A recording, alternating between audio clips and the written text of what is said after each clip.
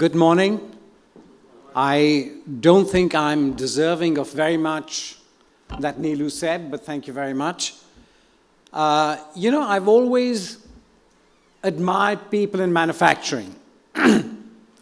I think you do a real job because you make things that people can touch and feel and use. So I'm very excited to be here with all of you. And my reason for being here today is a book that my father and I recently released. And a couple of weeks ago, when Anand approached me, he said, "Look, we'd like you to come and talk to this gathering." I said, "I'd love to, Anand, but there's not much direct reference to manufacturing in the book." He said, "I know, but the subject is important, and we think it's very relevant for manufacturing." And I think over the past couple of weeks, as I reflected, I agree totally. And I think that governance is an essential and critical part of the manufacturing industry, particularly if we have to achieve our potential. I would like to acknowledge the lead actor in this role, which was my father. And he sadly passed away on 30th September this year, and as a result, cannot be here. He had a deep faith and a commitment to India, and a patriot. And though very happy with a lot of the success and achievements that India has achieved, he often asked the question, how much better can India do? How much better can India do? And I think in the last few years of his life, that's where he wanted to change the narrative and the discourse to bring governance, because he felt that governance was a factor that would give dignity and quality of life to the average Indian. So, what is this paradox, and how do we handle it? I'm going to look at some of the issues on governance from a national perspective, and I'm then going to correlate it to your industry in manufacturing and say, how are some of the challenges that you face today linked to governance? And then, what are some possible solutions going forward? So, I think more important than any definition is what is the conversation that we want to have? And how do we change our thinking from a couple of parameters, which we're very proud of today, to slight differences? I'm going to tackle one of them. We are the world's largest democracy. We have regular elections, and we have efficient changes of government, peaceful. But what is the output that democracy has delivered to the average Indian? And to me, that is where governance comes in. Because sadly, our performance on the governance indicators is not good. Whether we look at human development, whether we look at the number of cases pending, whether we look at how the World Bank ranks us on half a dozen governance parameters. So, can we now look at outcomes and what is it delivering rather than the theory of the platform? Because in a lot of international forums, India is praised, world's largest democracy. But that is not the basis on which investment decisions are made.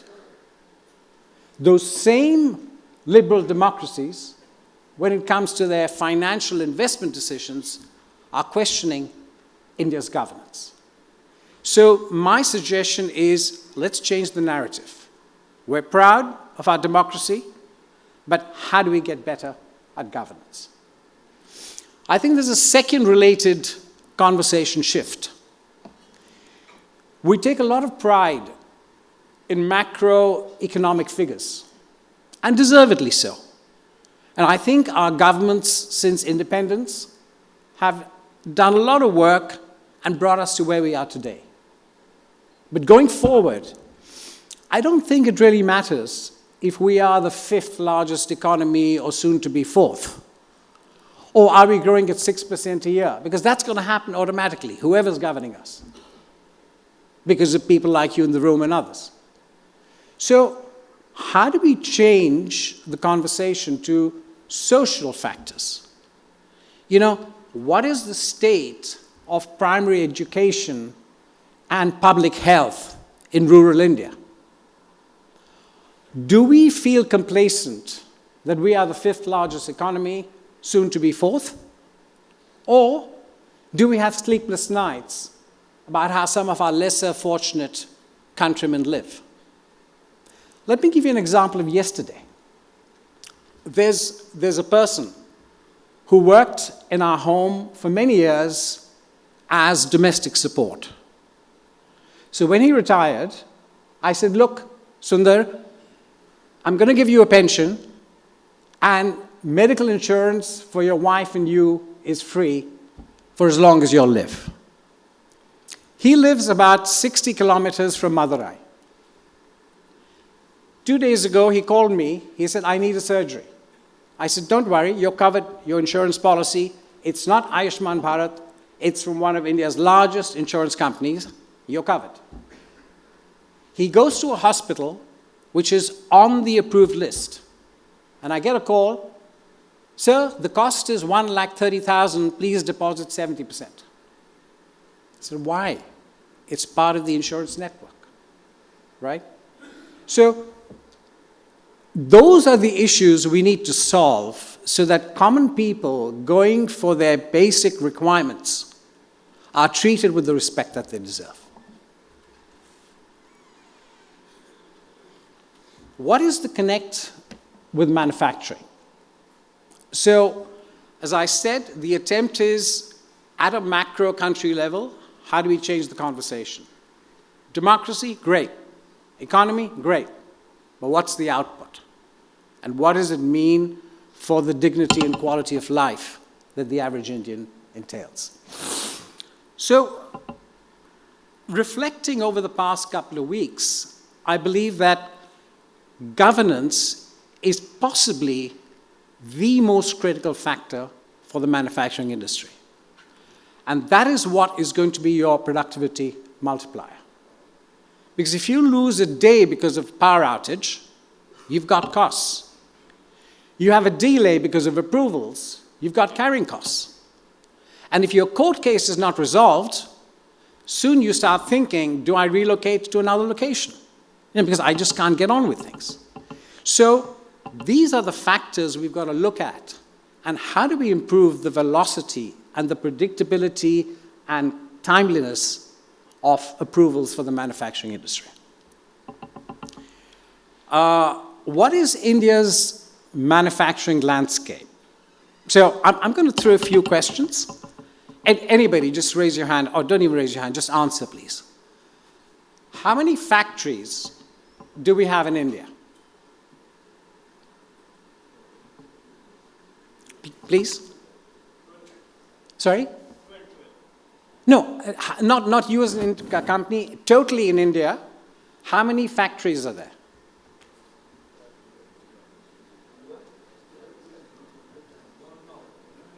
Okay. Second question. What are the number of people in India employed in manufacturing? Right? We're a population of 1.4 billion people. So how many are employed in manufacturing? Okay. Third question. What is the average value add in productivity for an Indian worker in manufacturing? Okay? Last one, within manufacturing, which sector is the biggest contributor?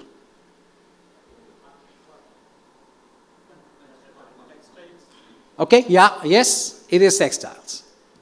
Right, so let me share some of the commentary. So this is today the manufacturing landscape in India. There are 200,000 factories. Interestingly, one set data point says 260,000, but 60,000 are non-operational, right? So 200,000 operational factories in India. And despite only contributing 2.9% of global manufacturing output, we in India are the 5th largest manufacturing country. If we look at the contribution to GDP, today it's 15 to 17%. And that creates officially 18-odd million jobs, but there is an informal sector. So it'll be a few million plus. And what is the Niti Aayog target for 10 years later? 100 million jobs and reaching 25% of GDP, right? Textiles, as you said, is the largest contributor, and about a third is SME. I know that, you all are from larger companies, so that represents, 2/3 of the contribution to the country's manufacturing industry, right? And a lot of the governance issues we're going to talk about are actually critical to your progress and growth. The challenging point, so we've got the scale. We are the 5th largest manufacturing country in the world. But what is our value add? So the average Indian worker adds $8,000 odd in terms of productivity. But that's lower than Thailand, lower than Vietnam, lower than countries around us, and Malaysia is 4 times that. So $34,000, right? If we look at the products that we're manufacturing, what is the actual value add there? Because we're importing components or importing raw materials, the actual value add on average is only about 20–25%. Because components for iPhones come from elsewhere, we assemble them and send them out, right? Gems are being imported, we add value and send them out. Oil is being imported, we refine petrochemicals and move it out. So we're only adding about 20–25%. So to me, the big opportunity is how do we get to this value add segment, right? Let's take another macro picture because I think it's critical for the country as a whole. 40 to 45% of the country's working population is engaged in agriculture. And agriculture contributes only about 15% to the GDP. For the past decades, governments have had a view, a theoretical view, that, if we grow manufacturing, jobs will be created, and so people will move from agriculture to manufacture, right? That has been the theory, but right now, not delivered. And I think we'll explore some of the reasons why what appears easy or an opportunity on paper has not been delivered in practice. The critical part, which I'm going to harp on, and I think all of you will resonate much more than me, is the predictability and timeliness of responses and approvals, right? And I call it governance velocity. So if an international organization, a global company, because capital can go anywhere, says, I can set up a factory in India and I can set up one in China. But the challenge is the approvals that take days, 8 days, 23 days, 40 days, whatever in China, is taking the same amount in months in India. So there's an amount of frustration. And until we resolve some of these issues about governance velocity, we're not going to become a serious player or fulfill the ambitions that we have. The paradox, and this is what I referred to a minute ago, which is the theory is we've got a massive domestic market, right? We've got 1.4 billion people. We've got a big workforce, right? Dr. Sridharan talked about the number of people below 36. So potentially, we have a demographic dividend. We've got a large number of educated people, right? So the workforce is there. And we're a lower cost provider of labor. So in theory, we're a great opportunity. But what about the hidden challenges which are becoming the roadblocks to convert that opportunity? So if we have delays in approvals, that's increased cost. If you have to recruit people who don't have the right skills for your work, and you've got to train them or retrain them, that's increased cost. If you don't have commercial disputes resolved in a finite time period, and if you have supply chain bottlenecks, that's cost. So the theoretical opportunity, and this is so often used in global pitches and media commentary, come to India, 1.4 billion people, low-cost labor. But it's not translating because of governance issues. And to me, governance in manufacturing is when you get your land, your approvals, your power, your loans, and your disputes resolved in a timely manner. Then you're focusing actually on manufacturing rather than everything else around it. And so I would submit that the single most important factor in achieving our potential going forward in manufacturing is going to be governance. I'd like to explore with you now some areas of the gap before we move to possible solutions. And when I look at the gap, I go back to national issues, right? What are some of the national issues in governance which affect everybody, but how do they correlate to you in manufacturing will also be covered.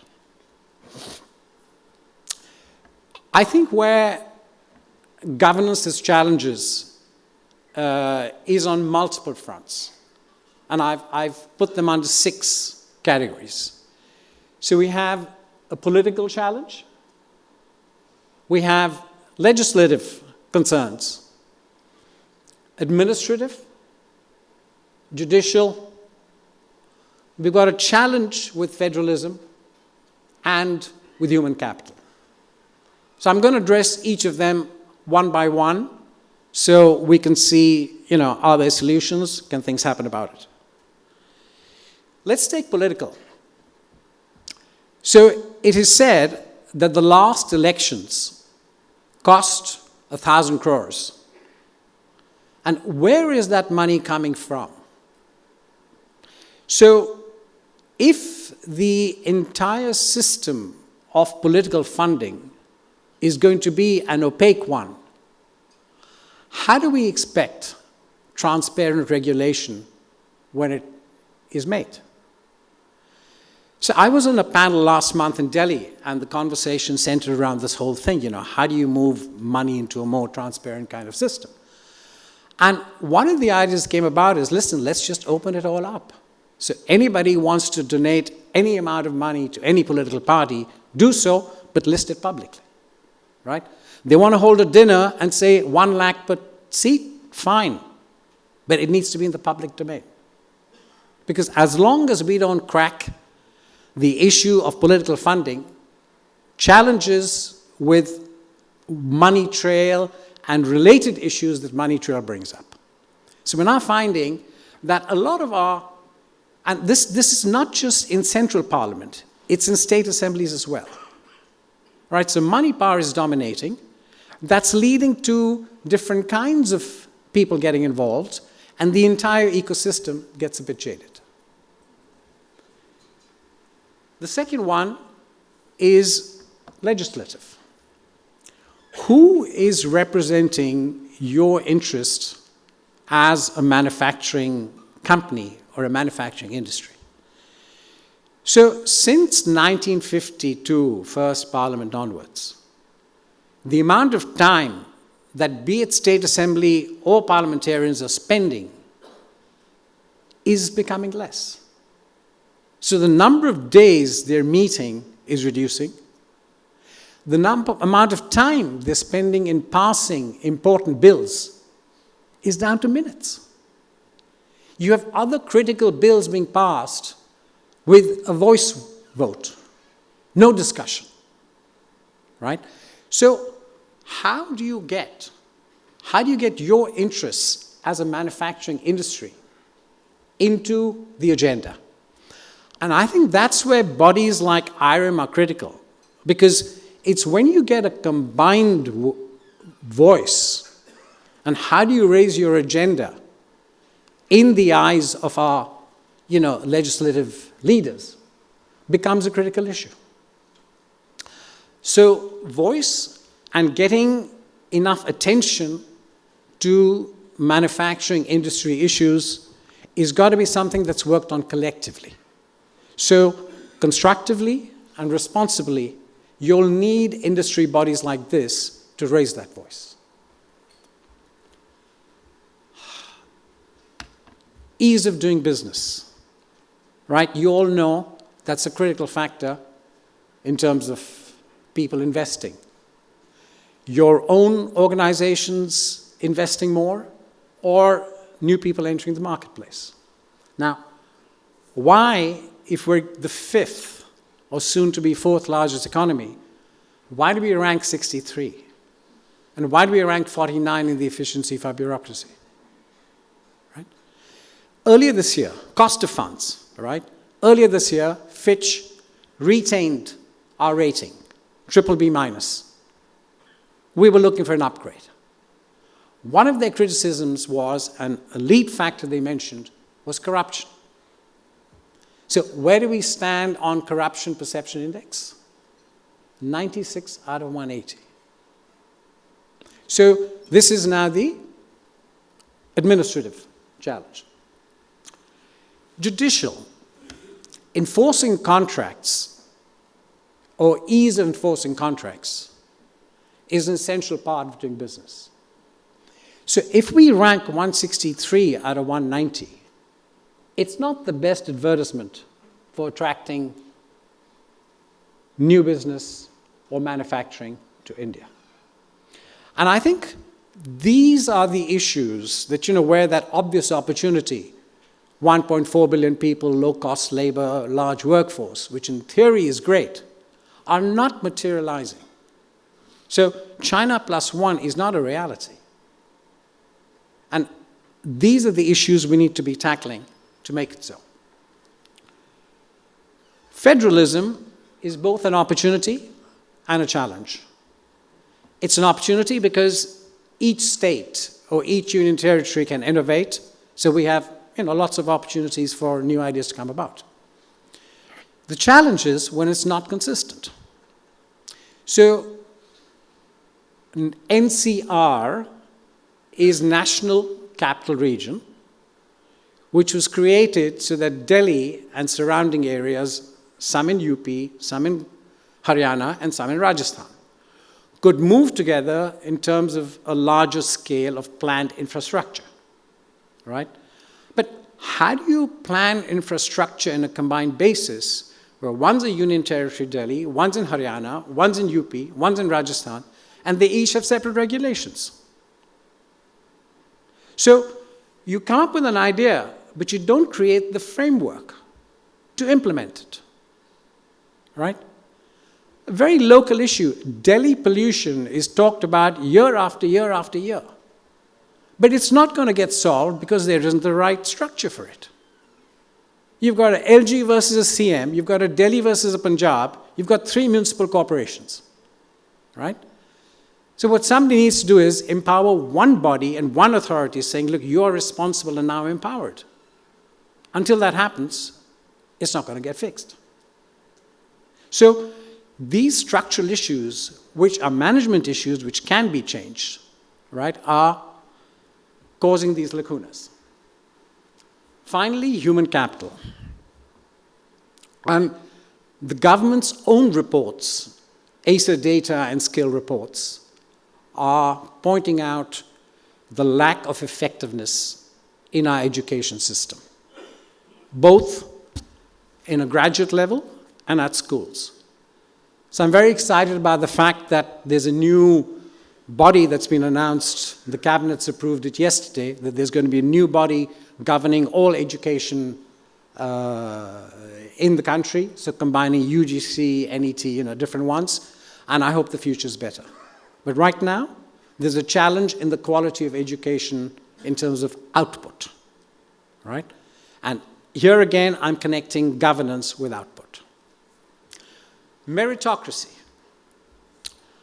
The founding fathers of our Constitution envisaged a quota.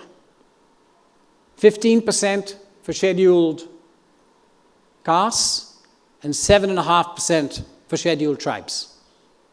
The logic was, these are some of our country people who need support to get them into the mainstream. And the support was not envisaged forever. 20, 30, maybe 40 years, right? We've crossed the time limits. And forget 22.5. The Supreme Court had to come in to say, listen, you've got to cap these quotas at 50%. But despite that, so many state governments are going beyond it. So where does that leave the human capital coming to your factories for jobs and employment? Is it based on meritocracy, or is it based on other factors? So these become the 6 sort of critical governance gaps that need to be addressed, obviously at a country level, but have direct impact to you in the manufacturing industry.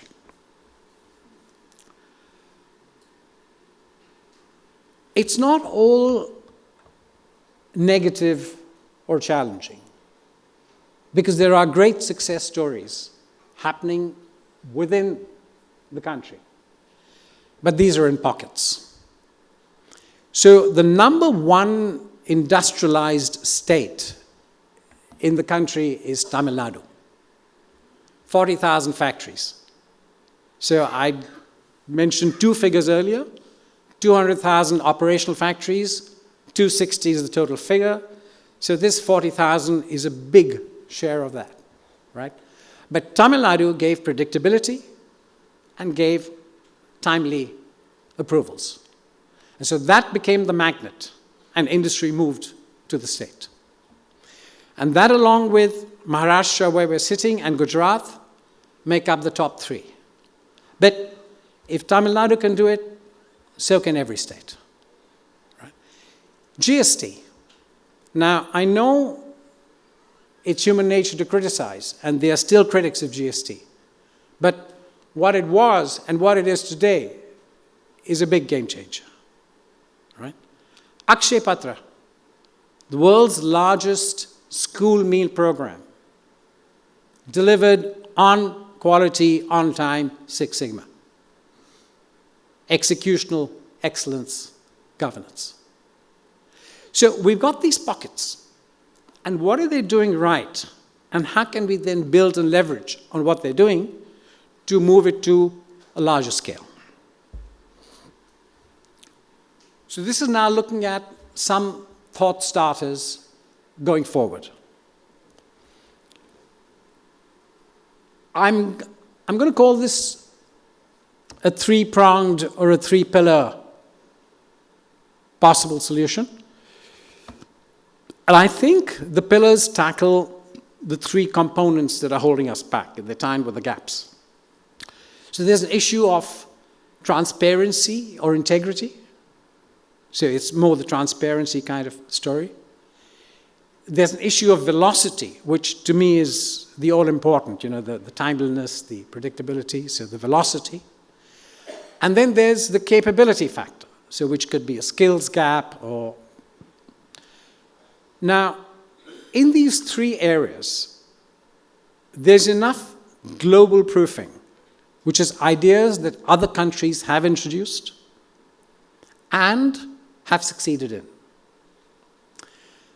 The positive and the irony is that many of these ideas have been introduced in India, but did not scale or did not succeed.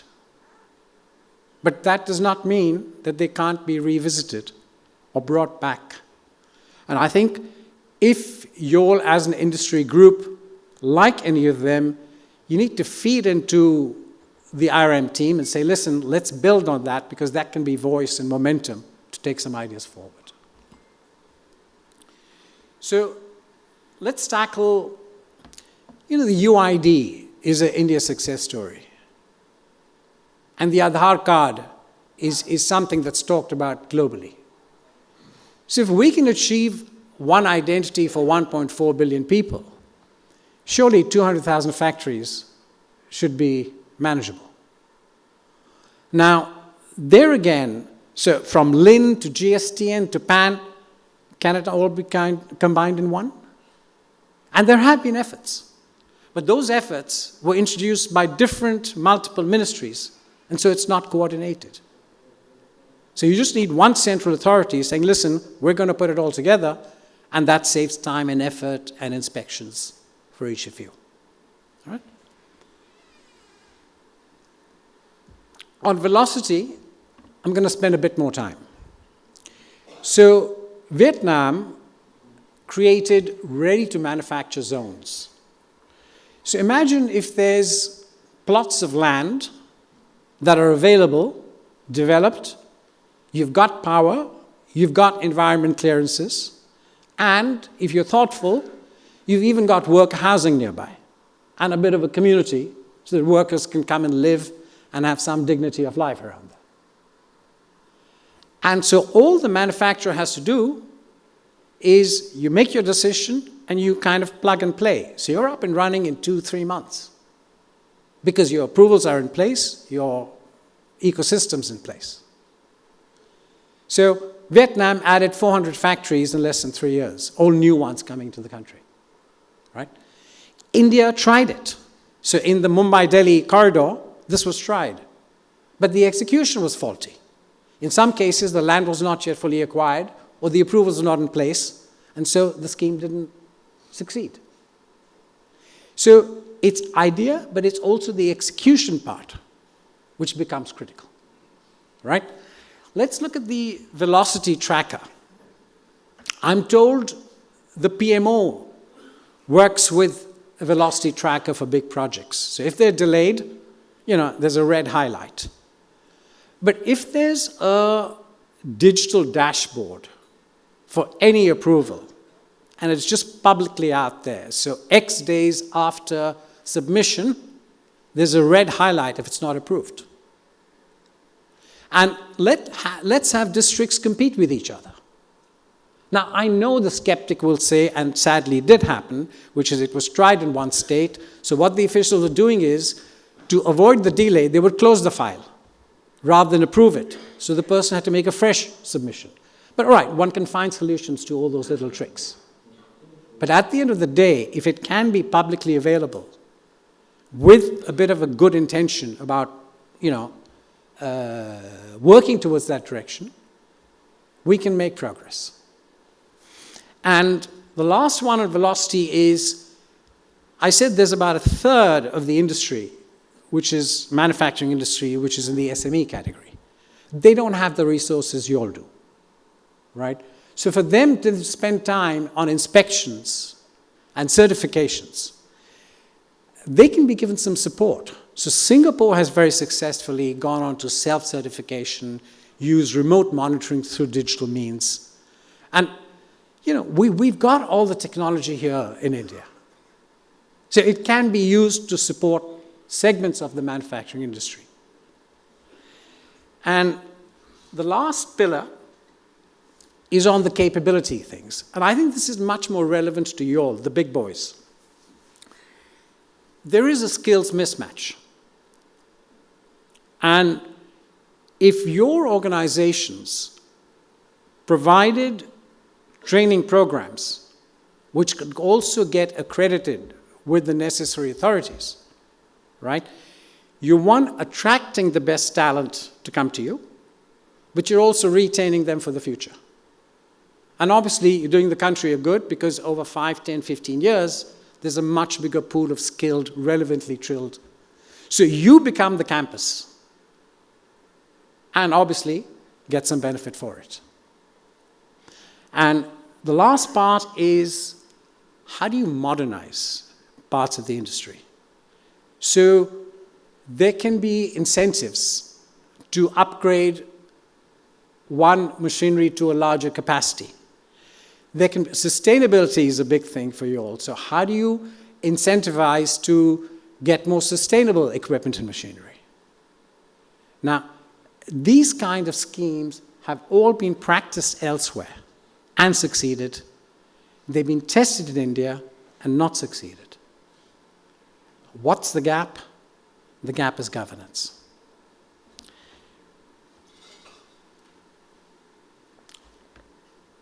So we talked about the 6 governance gaps, and in terms of solutions, I'm suggesting the 3 pillars.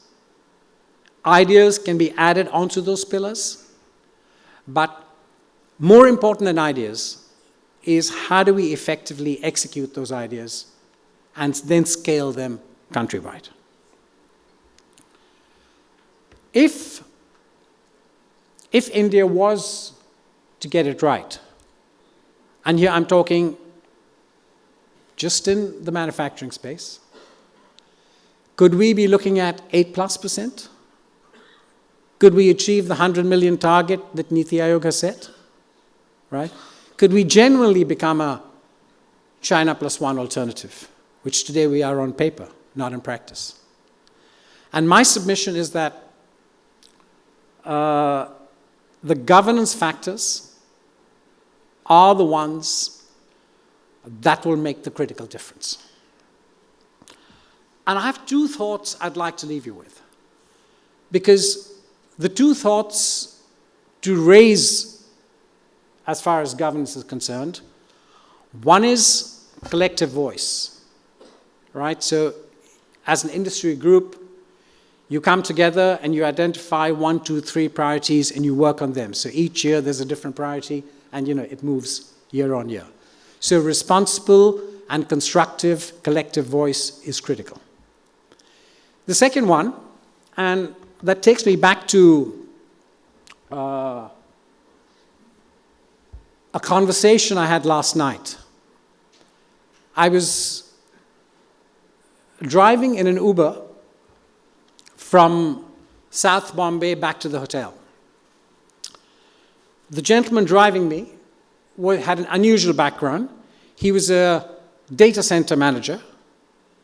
He had to leave his job because his wife was ill and she needed to be hospitalized, stroke, home recuperation for about 6-8 months. His company didn't give him a work from home option. He had to leave the job. He hasn't found a new job, so he's an Uber driver. I'm giving you that for context because when he asked me, what have you come here for? I said, I'm going to be talking on governance tomorrow at this group. So he was enabled to engage in that conversation. And at 11:30 at night, there was traffic coming back, right? And I said, wow, 11:30 at night, so much traffic? He said, sir, if people only drove properly, the traffic would move much faster, right? And that brings me to the second point. We expect a lot from our government. We expect a lot from our leaderships.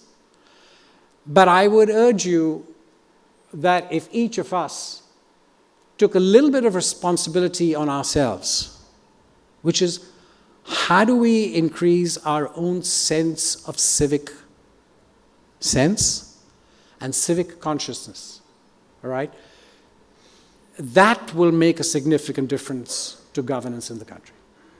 Because it's not just the way we drive or the way we don't waste, but I think it's in the way in which we respect each other and we become sensitive to this self-entitled behavior that is becoming very much part of us. Because confidence is good, but arrogance is not. Thank you very much.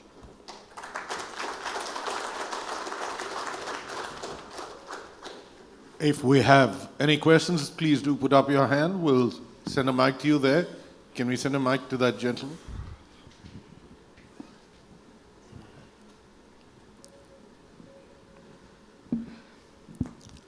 Good afternoon, sir.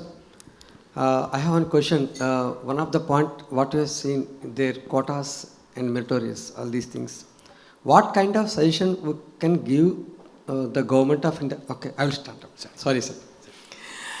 What kind of suggestion you would like to give to government to control or curb or eliminate this type of quotas? Is it possible in this scenario of democracy?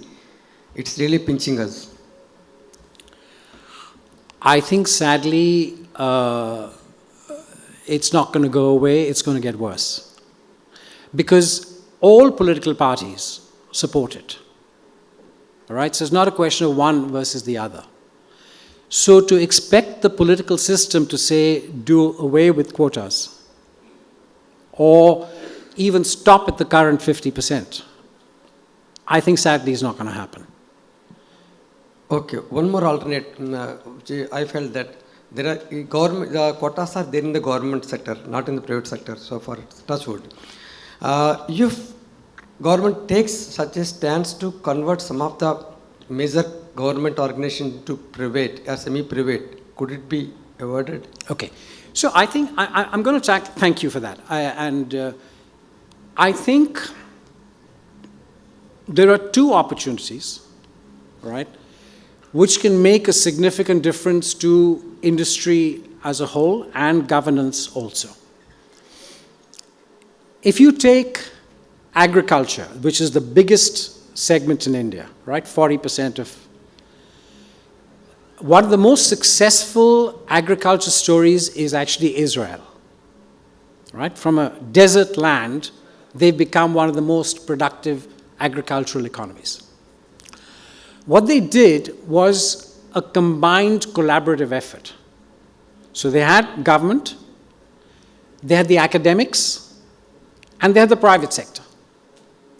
So everybody was working together, and I think that we can have a lot more on.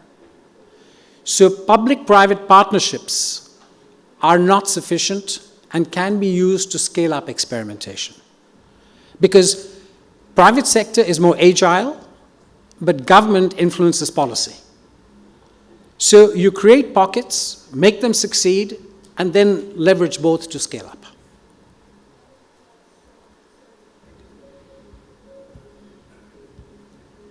Anyone else here?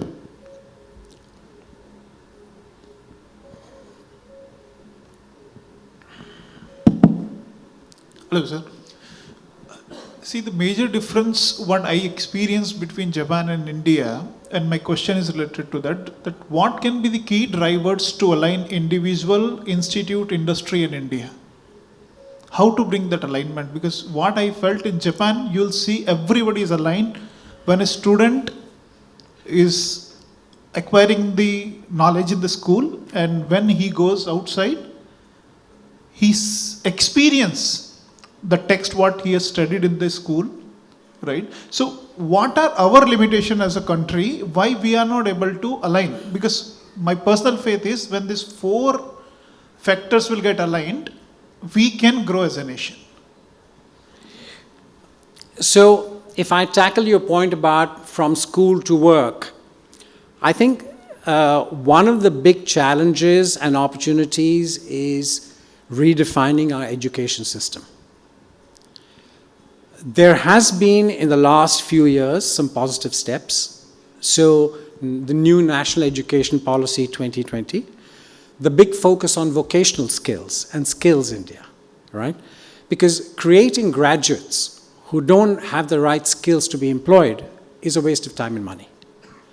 So I think the whole vocational training effort is spot on and can be a game changer. There needs to be a little bit of a mindset change, right? In the sense, the average middle class still wants to go to become a graduate, but there may not be the right jobs for that. So how do we shift focus towards creating the right mindset that, look, vocational skills is okay and good, right? And I'll give you a correlated anecdote. I was working with a foundation that's supporting vocational skills. So people sitting around the room said, okay, let's give them new age skills. You know, so it should be content creators and video editors and et cetera, because it sounds good. But somebody actually running a foundation, they said, you know, the real need is still plumbers and electricians and people who can repair things, whether they can repair the iPhone or repair things. They will pay more and have more of a lasting thing. So just things that sound good aren't necessarily the ones that will give sustainable income and livelihood for the future.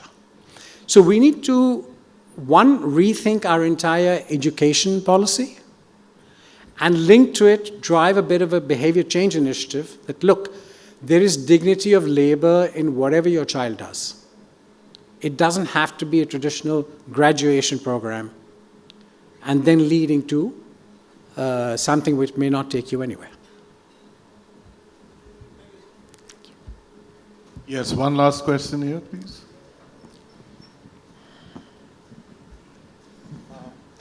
Why can't we reproduce the same governance velocity which we are able to do in 1965 in Green Revolution by the same IAS systems, as translating the national policies to the ground reality and getting the high yields? The challenges were quite high compared to now. So you raise an excellent point. I think we've had a tremendous success story when our backs to the wall, right? So the Green Revolution came after PL 480 funds. So India, and I remember as a student reading and feeling embarrassed that the country was living depending on, you know, boatloads or shiploads of grain coming from the US. That then changed, but it needed a big risk. And Mr. Swaminathan took that big risk because there was a breed of seed which was relatively unknown. Our backs were to the wall, and he took that risk, and that helped. But then there was a man who had the vision, he was empowered, and fortunately it worked, right? But why hasn't that same thinking, sorry, let me rephrase it. I don't think agriculture today is a success in India. It is a success because we're exporting food, right? I think that's a massive achievement. From a country that did not have enough, today we're exporting food, right? But 86% of our farms are less than 2 hectares and uneconomical. We have 40% of the country engaged in agriculture, generating 15% of the income. I think if we can fix agriculture, we'll be a very different country. So the Green Revolution was a fantastic story. But our backs to the wall, we focus on it, and then we move on. We haven't had a sustained attention to agriculture and saying, okay, now that we've got enough to feed everybody, how do we fix other issues? One last question, final question from here, please. Hi, I'm right here. So I just wanted to touch upon one of the slides that you presented around sandboxes. So I just wanted to understand more from you on why you believe that sandboxes are some sort of a catalyst when it comes to adoption or increasing in the throughput of the local economy. We're getting it right in specific pockets. So do you have any global examples or local examples that you can cite on that? So globally, Singapore is the best example. And all it's trying to do is reduce certification and inspection kind of load, right? So if it's a SME who is managing 20 other things, and also the problem is, there used to be a term called inspection Raj. So the less physical interface and the more we move towards e-governance, I think it's going to be better for overall transparency. So Singapore is the good global proofing for it. In India, it's being tried piecemeal. For example, it's there for pollution sensors. It's there for boilers. It's there for startups. But it's not being scaled across industry as a whole.